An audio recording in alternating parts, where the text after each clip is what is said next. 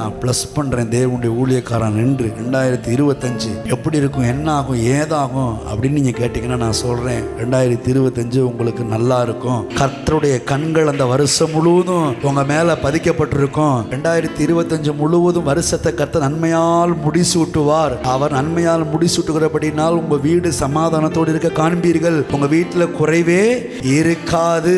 அது மாத்திரமல்ல, ஒவ்வொரு நாளும் நல்ல நாட்களாக இருக்கும். 2025 செல்வ ஆண்டா இருக்கும்.